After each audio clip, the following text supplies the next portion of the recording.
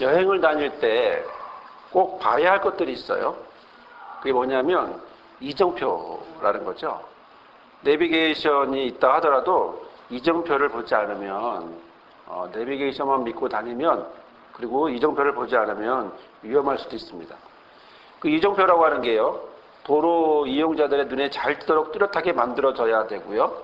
또 도로 이용자가 가고자 하는 방향을 미리 결정할 수 있도록 멀리서 읽을 수 있도록 또 크기도 커야 되고요.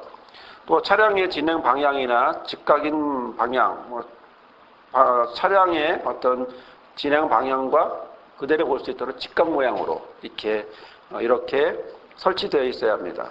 또 지명이나 거리나 방향 이런 것들, 아니면은 또 형광 페인트로 표시해서 밤에도 잘 읽을 수 있도록 이렇게 해줘야 이정표 역할을 아주 잘한다라고 할 수 있겠죠. 자, 그런데요, 만약에 운전자가 이정표를 못 본다면 어떻게 될까요? 또 자기가 원하는 이정표가 아니라고 생각하고 또 무시한다면 그건 또 어떻게 될까요? 자기가 원하는 식으로 만들지 않았다고 해서 이정표가 아니라고 한다면 또 어떻게 될까요? 우리는 지난주에 칠병이어의 말씀을 가지고 놀라운 은혜의 말씀을 보았습니다. 먹을 것이 없는 그들에게 없는 것이 또 하나 있었는데 그것은 대안이 없었다라고 하는 사실을 우리는 성경을 통해서 보게 됐죠. 먹을 것이 없는 상황에 대안도 없다라고 하는 것은 정말로 난감한 상황입니다. 자, 그런데 실제로 대안이 없었냐 하면 실제의 대안은 바로 눈앞에 있었어요. 그것은 바로 예수였다는 거죠. 제자들에게 예수님이 물어봅니다. 예수께서 5절에 보면 물으시되 너희에게 떡 몇 개나 있느냐 이렇게 물었을 때 제자들은 7개가 있습니다 라고 이야기를 하게 되죠. 자, 그렇게 되면서 칠병이어는 4,000명의 배를 배부르게 먹게 하는 그런 놀라운 말씀이 성경에 이제 기록되어 있습니다. 자, 그런데요, 오늘 이런 놀라운 대안이 없는 상황에서 그 대안이 되었던 예수님, 그 대안이 되었던 그 예수님이 이런 사역을 하고 난 뒤에 갑자기 바리새인들이 나타났습니다. 그리고 그들은 예수님을 향하여 시비를 걸기 시작하죠. 11절에 보면 바리새인들이 나와서 예수께 힐난하며 그를 시험하여 하늘로서 오는 표적을 구하거늘. 자, 바리새파 사람들이 나와서 예수한테 와서 시비를 걸기 시작했다라는 것입니다. 왜냐하면 그것은 예수를 시험하기 위해서라는 거죠. 여기에 나오는 바로 중요한 표현이 뭡니까? 하늘로부터 내리는 표적, 하늘로서 오는 표적을 그들은 구하기 시작했습니다. 이 표적이라고 하는 말이 헬라어로요, 세메이온이라는 것입니다. 세메이온, 이건 뭐냐면 어떤 것과는 좀 다른, 구별된 것, 좀 두드러지게 나타나는 그런 것들을 의미하는 겁니다. 하늘로부터 내려오는 좀 뭔가 다른 그거를 좀 보여주세요, 이런 뜻이거든요. 자, 그러면 바리새인들이 원하는 것은 조금만 다르면 될까요? 바리새인들이 원하는 것은 조금만 다르고 그리고 달라서 그것을 받아들이겠다라고 하는 뜻일까요? 그게 아니죠. 그들이 원했던 것은 사람들이 절대로 어떤 누구도 부인할 수 없는 절대적인 신적 권위를 가지고 있는 그것들을 증명해낼 수 있는 것, 이런 부분들을 보여달라는 거예요. 하늘을 올라가든지 아니면 축지법을 쓰든지 여러 가지 도저히 어떤 누구도 부인할 수 없는 신만이 할 수 있는 그런 모습의 행동을 보여서 권위를 보여달라고 이렇게 얘기하는 겁니다. 자, 그런데 또 다른 생각은요, 만약에 그런 것들을 보여주면 그들이 믿을까요? 아직까지는 못 봤지만 우리가 요구한 대로 당신이 들어주면 믿겠습니다, 이런 뜻이었을까요? 아닙니다. 그들은 그래도 믿지 않겠다라고 하는 것이죠. 왜냐하면 그들은 지금 믿으려고 온 게 아니라 증거를 잡아서 시비를 걸고 고발하기 위해서 왔단 말이죠. 목적은 뭐예요? 표적을 보면서 그 표적을 믿으려고, 따르려고 했던 게 아니라 표적을 보여주고 그 표적이 아님을, 그것은 자기들이 만족하는 정도의 표적이 아니라고 하는 것에 함정을 놓고 그것에 빠지게 하려고 하는 그런 의도로 그들은 하늘로서 오는 표적을 구하고 있다는 겁니다. 그러다 보니까 그들의 속을 너무나 환희하는 우리 예수님이 12절에 예수께서 마음속에 깊이 탄식하시며 라고 말씀을 하고 있습니다. 이런 이들의 마음을 주께서 아십니다. 주님은 마음속 깊이 탄식하셨어요. 문자적으로 봐도 가슴 밑바닥 깊은 곳에서 숨을 끌어올리는 그런 탄식을 이야기하는 건데요. 자, 어떻게 해서라도 예수님을 어렵게 만들고 곤경에 처하게 하고 또 고소하려고 하는 이 비열한 인간들을 보면서 느끼는 마음은 탄식이었다는 거죠. 같이 불에는 불, 물에는 물이 아니라 오히려 그들을 보면서 비열한 그들을 보면서 탄식했다라고 하는 그런 예수님의 마음을 보게 됩니다. 하나님의 아들로서 깊은 실망과 비애와 탄식의 마음이 그들에 녹여져 있는 걸 보면서 이런 마음으로 하신 말씀은 뭐냐면 이 세대에게 표적을 주시지 않겠다라는 것입니다. 설령 하나님이 나에게 벌을 내리신다 할지라도 내가 이 표적을 너에게 주는 일만큼은 결코 하지 않을 거야. 이런 의도로 말씀을 하시고 있는 것입니다. 눈에 흙이 들어가도 허락 못해 라고 하는 아주 강한 표현이죠. 자, 이 말씀에는요, 마태복음 16장을 보면 이 말씀이 똑같이 전체 8장의 내용이, 마가복음 8장의 내용이 마태복음 16장에 그대로 나와 있습니다. 조금씩의 표현대로 다를지 몰라도 그러나 전체 내용은 그대로 그 순서에 따라 이렇게 나오고 있는데요. 마태복음 16장 4절에 보면 악하고 음란한 세대가 표적을 구하나 요나의 표적밖에는 보여줄 표적이 없느니라 하시고 저희를 떠나가신다 이렇게 말씀하고 있습니다. 여기에는 두 가지 다른 표현이 있습니다. 우리가 읽은 마가복음에는 이 세대에게 표적을 주시지 않겠다 이렇게 말했지만 그러나 마태복음은 악하고 음란한 세대라고 하는 말을 썼고요. 또 하나는 요나의 표적 밖에는 이라는 말이 들어있습니다. 다른 건 같은데 이 두 가지 표현이 달라요. 자, 예수님이 말씀하신 요나의 표적은 뭘까요, 그러면? 그건 우리가 너무나 잘 알고 있는 죽었다 살아나는, 3일 동안 죽었다 살아나는 십자가에서 죽으시고 다시 부활하신다라고 하는 바로 그 내용이죠. 자, 그러면 이런 요나의 표적을 바리새인들은 원하고 있을까요? 바리새인들은 그래요, 나는 요나의 표적을 원해요 라고 왔습니까? 하늘로서 오는 표적을 보여달라고 하면서 요나의 표적을 받으려고 이 자리에 왔을까요? 더욱이 믿을 이런 것은 실제로 바리새인들은 원하지 않았습니다. 또 그래서 그것을 보여준들 그들이 믿을 리가 만무하다는 거죠. 마음이 강팍하고 어둠에 속한 사람들은 눈에 보이는 신비한 표적, 하늘을 날아다니는 표적, 뭐 이런 표적만 눈에 보이는 거지 이게 눈에 보이지 않는 믿음으로 고백할 수 있는 현재 일어나지 않고 앞으로 일어날 일에 대해서 바로 이런 표적에 대해서 더 나아가서 하나님이 주실 것이라고 하는 하나님에 대해서 믿지 않는다라고 하는 말을 할 수 있습니다. 그래서 이런 그들에게 표적을 보인다라는 것은 곧 함정에 작정을 하고 온 그들에게 무엇을 보여준다라고 하는 것은 함정에 들어가는 거죠. 그렇기 때문에 예수님은 요나의 표적밖에 보여줄 수 없지만 너희들한테는 바로 이런 어떤 표적도 보여줄 수 없어 라고 말씀을 하고 끝낸 거죠. 그러면서 마가복음 13장을 보면 13절을 보면 8장 13절을 보면 저희를 떠나 다시 배에 올라 건너편에 가셨다라고 하시는데요. 그렇게 배에 올라가셨던 그는 비열한 의도로 비열한 표적을 구하는 바리새인들의 요구를 들어주지 않고 더 이상 논쟁하지도 않으시고 더 이상 머무를 필요도 없기 때문에 움직이시게 되었는데요. 자, 여러분, 그러면 예수님의 표적은 과연 지금까지 한 번도 없었을까요? 또 있었다면 왜 바리새인들은 와서 새로운 표적을 구할까요?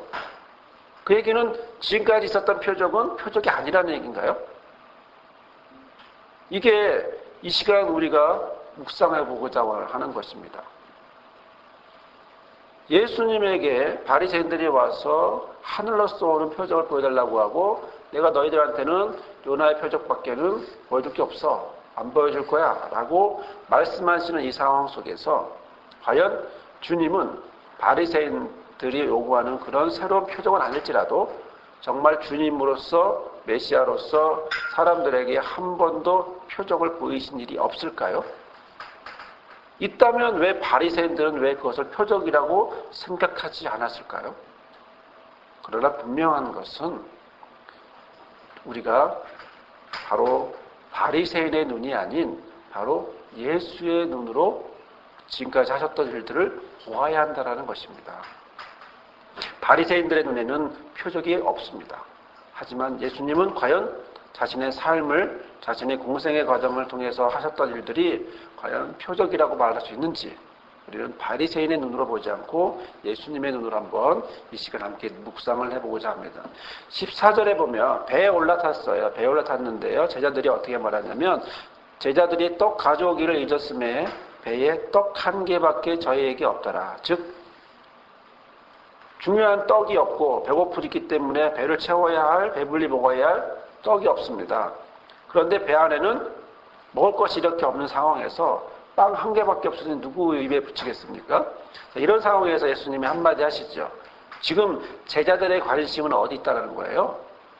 음식에, 먹는 것에 지금 있다라고 하는 사실을 보았기 때문에 떡을 생각하고 있기 때문에 우리 표현으로 말하면 빵을 생각하고 있기 때문에 바로 예수님은 그들을 향하여 15절에 경계하시는 겁니다. 예수께서 경계하여 가라사대 삼가 바리새인들의 누룩과 헤롯의 누룩을 주의하라, 조심해라, 경계해라 라고 말씀을 하고 있습니다. 조심하라고 말씀하고 있습니다. 여러분 여기서 예수님은 누룩을 조심하라고 하는데 누룩이란 게 뭐예요?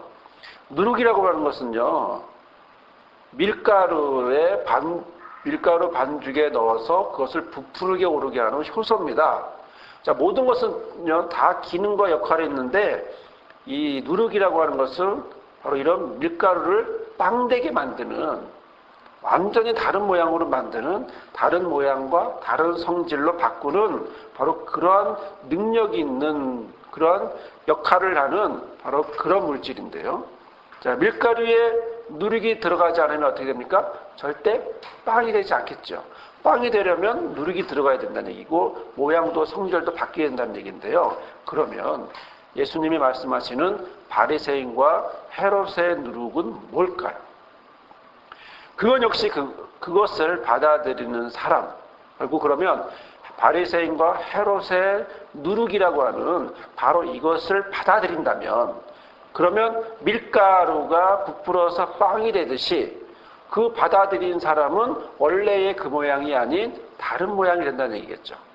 바리새인의 누룩을 받아들이면 바리새인이 될 것이고 아무리 정직하고 훌륭한 사람이라도 헤롯의 누룩을 받아들이면 헤롯의 모양이 된다라고 하는 그것을 우리는 예상할 수 있다는 것이죠.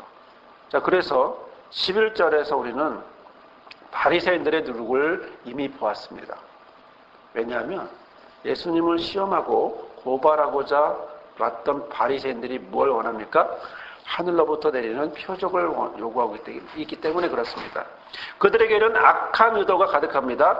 자기 기준과 다르면 모두 틀려 라고 하는 독선이 있고요. 오만과 미선이 가득하죠. 바리새인들의 누룩은요. 겉은 경건하지만 속은 독으로 가득한 독사가와 같은 그런 누룩의 모습입니다. 그래서 그들의 누룩을 가지고 바리새인들은 와서 그 누룩을 던지는 겁니다. 하늘로부터 내리는 표적을 보여줘. 그 누룩을 던지는 거죠. 그러면 두 번째 나오는 헤롯은 어떤 걸까요? 헤롯의 누룩은. 헤롯은요, 정치적이에요. 그리고 헬라파에다가 기울어져서 그리고 민족을 등한시하는 그런 사람들입니다. 정치적이고 세속적이고 그렇다 보니까 당연히 불경건하고 불신앙적인 그런 삶을 보여주고 있는 거죠. 병행꾼이라고 하는 마태복음 16장 11절에는요. 또 예수님 뭐라고 말씀하셨냐면 사두개인의 누룩도 조심하라고 그랬어요. 사두개인의 누룩은 뭐예요? 천사나 영적인 존재나 영적 세계나 이런 것들을 부활을 부정하는 사람들이죠. 그러면서 신앙의 핵심을 부인하고 비신앙적이고 또 세속적이고 성전 중심적인 조건주의자적인 그런 모습을 하는 게 사두개인의 누룩과 같은 그런 모습입니다. 자, 이를 못 알아들은 제자들이 서로 수군거립니다. 뭐라고 수군거립니까? 우리에게 빵이 없어서 그런가 봐. 이렇게 수군거려요. 16절에 보면 이는 우리에게 떡이 없음이로다. 이것을 표준세 번역은 우리에게 빵이 없어서 그러시는가 봐. 완전히 오해하신 거죠. 지금 예수님은 떡을 얘기하는 것이 아니라 떡에 급급해 있는, 빵에 급급해 있고 거기에만 쳐다보고 있는 제자들을 향해서 그것이 중요한 것이 아니고 그것 때문에 가려지지 말고 또 누룩을 보듯이 그런 눈으로 거기에 빠져서 정말 중요한 것을 놓치면 안 돼 라고 말씀하고 있는 것임에도 불구하고 제자들은 재료가 빵이고 재료가 누룩이다 보니까 우리에게 빵이 없어서 그런가 봐. 예수님 배고프신가 봐. 이렇게 다른 뜻으로 생각하게 되는 거죠. 그래서 예수님이 그들에게 말씀하십니다. 17절 이하에 보면 예수께서 아시고 이르시되 너희가 어찌 떡이 없으므로 의논하느냐. 아직도 알지 못하며 깨닫지 못하느냐. 너희 마음이 둔하냐. 너희 마음이 그렇게도 무디냐. 그렇게 말씀하고 있습니다. 제자라는 것이 뭡니까? 제자는요, 주님 곁에서 특권을 누리고 모든 가르침을 받고 이적을 체험하면서 그러면서 예수님과 함께 계속 있었던 사람들입니다. 예수님이 어떤 분이라고 하는 것을 예수님이 그동안 행하신 사역이 무엇이었는지 주님이 누구인지를 분명히 알고 있는 사람입니다. 그런데 이들이 뭡니까? 예수님을 분명히 알아야 될 이 사람들이 예수님을 분명히 알지 못하다라는 것이죠. 아직도 알지 못하느냐? 아직도 깨닫지 못하느냐? 어떻게 너희 마음이 아직도 이렇게 무디냐라고 말씀하고 있는 것이죠. 그러면서 20절에서 18절에서 20절까지 말씀에는 너희가 눈이 있어도 보지 못하며 귀가 있어도 듣지 못하느냐 또 기억하지 못하느냐 내가 떡 5개를 5,000명에게 떼어줄 때에 조각 몇 바구니가 거뒀더냐. 그러자 제자들이 말하죠. 12바구니입니다. 20절에 그러면 또 7개를 4,000명에게 떼어줄 때에는 조각 몇 바구니가 몇 광주리가 거두어졌더냐. 그러자 7개가 모였습니다. 라고 이야기를 제자들이 대답은 바로바로 합니다. 여러분 겨우 떡 몇 개로요 수천 명을 먹였습니다. 떡 몇 개로 수천 명을 배불리 먹게도 하고 남게도 하시는 이런 기적의 모습을 그들이 어디서 봤습니까? 예수님과 함께 있을 때 봤습니다. 그리고 자기 눈으로 봤습니다. 자기 눈으로 보았는데 지금 예수님에게 예수님 배고프신 거 아니야? 떡이 없다고 뭐라 그러시는 거 아니야? 이렇게 말을 하고 있다는 거죠. 기적을 베푼 원천인 이 예수님을 바라보면서 예수님이 바로 기적의 원천이었고 생명의 원천이었던 이들이 바로 배에 같이 있음에도 불구하고 다만 떡이 없다고 수군거리고 있다는 것은 바로 이런 기적을 통한 영적인 깨달음이 없다라고 하는 사실을 이야기하고 있는 거죠. 너희는 떡으로 배만 불리고 영적으로는 배부르지 못했구나. 지금 너희가 지금까지 봐왔던 건 뭐냐는 겁니다. 너희들이 지금까지 봐왔던 것은 지금 무엇을 봐왔느냐. 실제 너희들이 본 것은 아무것도 없느냐. 배만 불렀지 아무것도 없느냐라고 물으시는 것 같습니다. 그러면서 21절에 예수님이 경고하시죠. 가라사대 아직도 깨닫지 못하느냐. 마태복음에서는 구체적으로 경고를 하죠. 그 안에는 우리 안에 있는 바리새인과 사두개인과 또 헤로드세 노릇에 대해서 경고를 하시는데요. 마태복음 16장 11, 12절에 보면 어찌 내 말한 것이 떡의 관함이 아닌 줄 깨닫지 못하느냐. 오직 바리새인과 사두개인의 누룩을 주의하라 하시니 그제야 제자들이 떡의 누룩이 아니고 바리새인과 사두개인의 교훈을 삼가라고 말씀하신 줄을 그때 깨닫게 되었다라고 말씀하고 있습니다. 사랑하는 여러분, 바리새인과 사두개인과 헤롯에게는 누룩이 있습니다. 그 누룩은 그들의 마음일지도 모릅니다. 그들의 교훈이면서 그들이 원하는 것들, 그리고 그들이 바라보는 것이고 그들의 마음이 움직이는 것들이죠. 초반에 말씀드렸던 이정표, 내가 원하는 이정표, 내가 그리놓은 이정표, 녹색의 이정표가 아닌 내가 원하는 건 파란색이야, 노란색이야, 분홍색이야, 빨간색이야. 내가 원하는 이정표 아니면 다른 이정표는 다 가짜야 라고 말하는 이런 누룩의 바로 이런 바리새, 사두개, 또 헤롯 당들이 갖고 있는 이 누룩에 대한 마음. 이들은 시비를 걸고자 했고 고발하려고 했고 그래서 예수 옆에 왔고 그래서 지금까지 해왔던 모든 예수님의 표적들은 뭡니까? 아니라는 거죠. 왜요? 증거가 안 된다는 거예요. 증거로서 아직 부족하다는 거예요. 확실한 증거를 잡기 전까지는 바로 신적인 행동까지도 행사하는 예수님의 모습을 보면서 신성 모독의 죄를 잡아야 되는데 거기까지 나가지 않는 예수님의 모습을 보면서 그들이 원하는 건 바로 예수님에 대한 교훈이 아니라 자기들의 마음에 참 고발하기에 충분한 증거가 될 만한 그런 누룩을 원했던 것입니다. 표적을 원했던 것입니다. 그래서 그들의 마음엔 이런 누룩과 같은 이런 마음이 있었죠. 그러면 제자들에게는 누룩이 없었을까요? 제자들에게도 제자들의 누룩이 있었던 것 같아요. 그걸 성경은 표현하고 있지는 않지만 저는 이것을 무지의 누룩이라고 표현하고 싶어요. 지금까지 예수와 함께 있었으면서도 모든 것을 보는 특권이 있었으면서도 모든 걸 누리는 특권이 있었으면서도 그들에게 그것은 표적이 아니었다는 거죠.